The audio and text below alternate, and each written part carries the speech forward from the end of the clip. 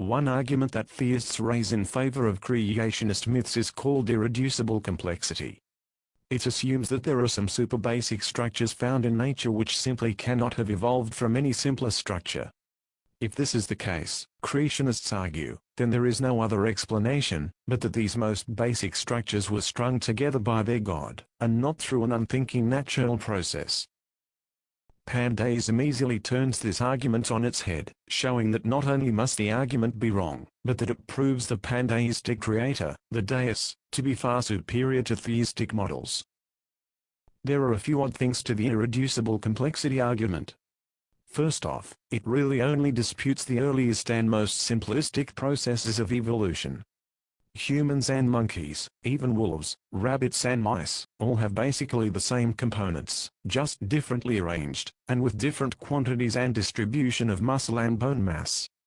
Irreducible complexity does nothing to dispel what is a bigger problem for theists, the evidence that apes and man evolved from a common ancestor, and that all mammals evolved from an even earlier common ancestor, and so on, and so on.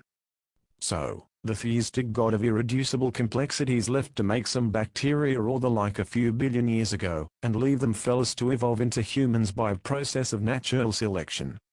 But why is this theistic god so weak in its creative capacity?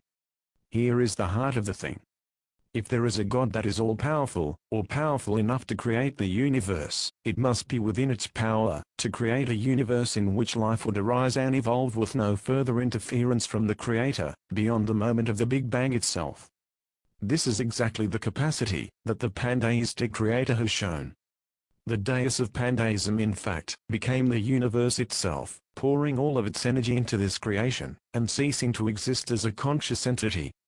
And yet, although it is neither all-knowing nor all-powerful, it was capable of creating a universe in which life did arise, and in which life did evolve, without need of any further intervention. And so, the gods of theism can be seen laying their faces on the ground before the superior power of the pandeistic Creator, which has indeed made a universe in which the laws of physics alone allow life as we know it to come about, with no problem of irreducible complexity.